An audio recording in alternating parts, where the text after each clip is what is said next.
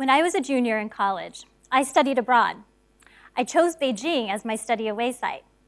And my Chinese wasn't very good, so my days were filled with, does this sound familiar to anyone? Chinese, memorizing shengci, practicing my Hanzi, and taking Chinese history and economics classes. But my biggest lessons that study away semester didn't take place inside the classroom. One night, my study abroad program took us to see an acrobatics show. And during the performance, I had to get up and use the restroom. There, I met a woman whose job it was to hand out paper towels. I thanked her for the paper towel, and I asked her where she was from, what had brought her here. She told me that she was from a village in central China, and that she and her husband had come to Beijing to make a better income than they could farming. They lived in dismal conditions, but what bothered her the most was the young boy that she had left behind in the village. He was growing up with his grandparents, and she hadn't seen him in almost a year. The Spring Festival was coming up, so I asked her if she might go home to see him. She said no, she couldn't afford the train fare, and she was worried about losing her job. This conversation revealed to me a side of society that I hadn't yet learned about in my classrooms, and that my textbooks probably couldn't keep up with printing. And afterwards, I couldn't stop thinking about her and her son. And I began to seek out more encounters with rural migrant workers outside of my university classes, outside of the dazzling skyscrapers and the shiny malls that had otherwise dominated my study abroad experience. It wasn't so hard.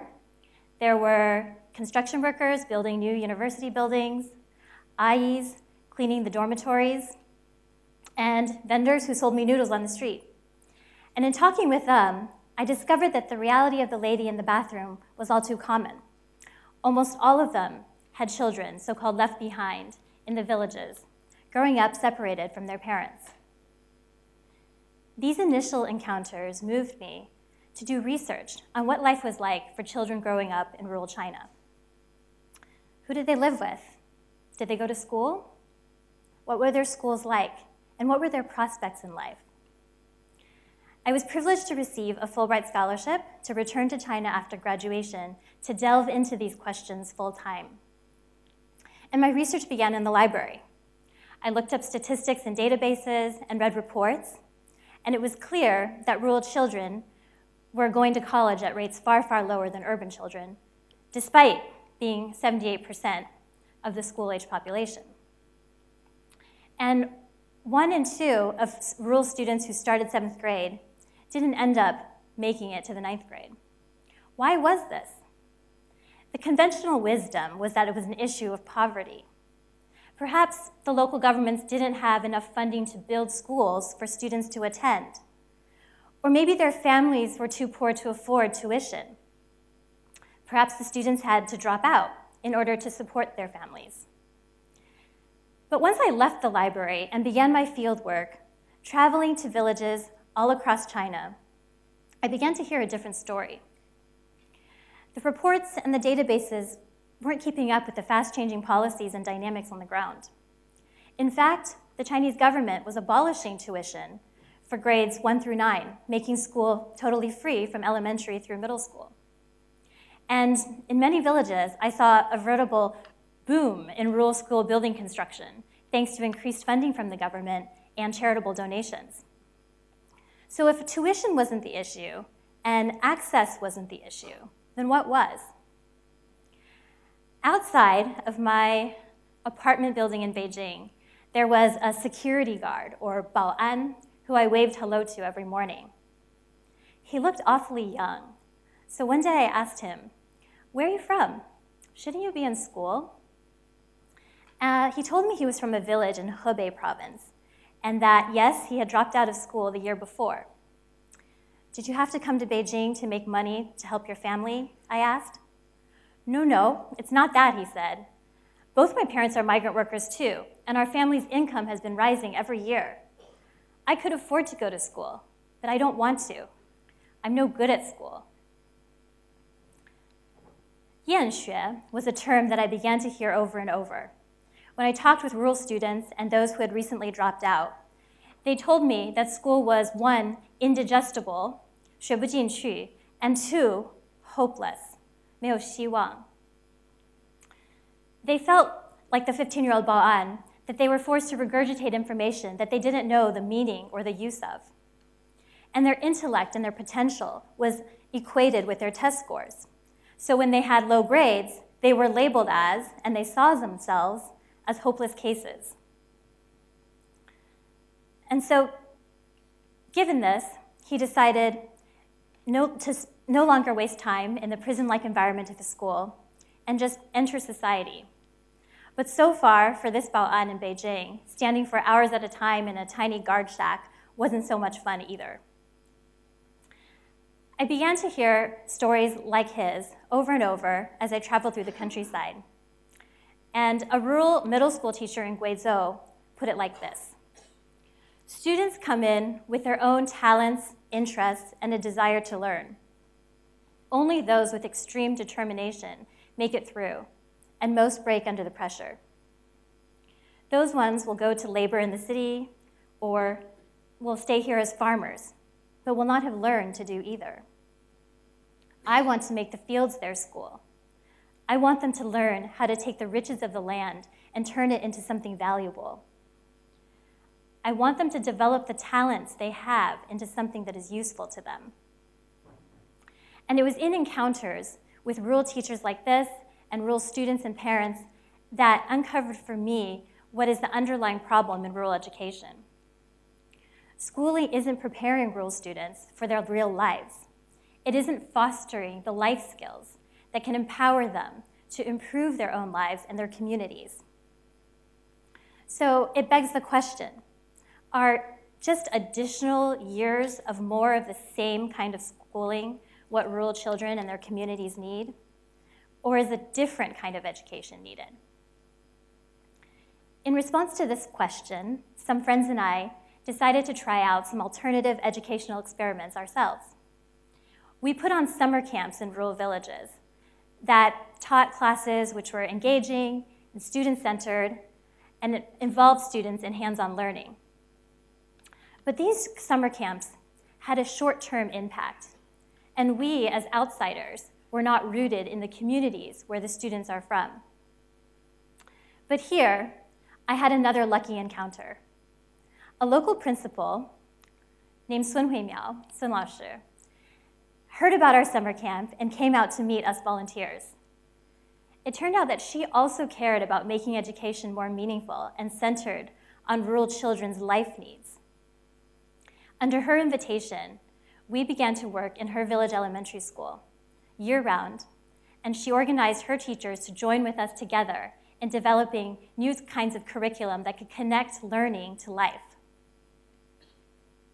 One example is that in a social studies textbook, there was a chapter to teach students about the dangers of smoking.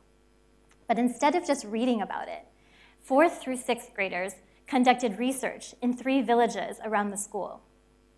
They carried out interviews with local villagers about their smoking habits, and then they took the data back and crunched the numbers, analyzing statistics like what percentage of people in that village smoked, and how much money did they spend on cigarettes per year? How many refrigerators or computers could they have bought with that money instead? And then afterwards, they conceived of an anti-smoking campaign and went back to the 3 villages and gave presentations about their research findings to the residents. Students reported feeling greatly empowered by this project. In another example, students raised chickens at the school. This was an activity that ended up exercising their analytical thinking, decision-making, collaboration, and communication skills. They had to interview local farmers about raising chickens, and then designed a chicken coop and calculate the amount of material they would need to build it. And they debated amongst themselves whether to use chemical or organic feed, eventually unanimously voting for organic. And brought their eggs to the market to sell. They had to experience what it was like to set up a stand, to price their wares, and to bargain with buyers. These projects stand out for 3 reasons. 1, the students got to choose the topics they were interested in working on. The students, not the teachers, drove every stage of the process. And 2, the projects integrated skills from different subjects: reading, math, social studies, art, and they taught students to apply skills and knowledge to solving real-world problems. And number 3, they were community-based. These projects drew upon the local resources and expertise that was available in the surrounding communities. This was thanks to Sun Laoshi and the other teachers who used their local knowledge and their guanxi to facilitate the students to be able to go around the villages knocking on doors and interviewing villagers, to know which chicken farmers were the best and would be willing to come into the school and share their knowledge with the students. Outsiders can bring new ideas and encouragement to rural teachers, but in the end, it is they who have to digest the methods and decide how to adapt them to be effective in the local context. It's not easy to be an innovative teacher in rural China. The students' parents live far away. The test system is the only one used for evaluation. And teachers receive very little training and support. So it is important that we identify, cherish, and support these individual rural education innovators who are rooted in rural China for the long term and who are developing new forms of education that are responsive to their rural students' life needs. Getting to know them, learning from them about what the needs are in their communities, and supporting their growth and development are ways that we as outsiders can turn an initial short-term encounter into an ongoing partnership for long-term change.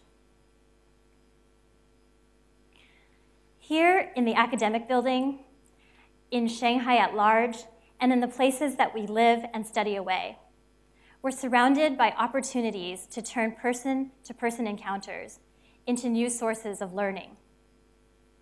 We might discover a problem or a question that activates our curiosity and our empathy. And we can take that as a sign to seek out more encounters, to test out our initial assumptions about what might be the situation. Like the students in rural China, we can connect learning to life. NYU Shanghai says, make the world your major. And I would add to that, go beyond the textbook. Encounter your own education. Thank you.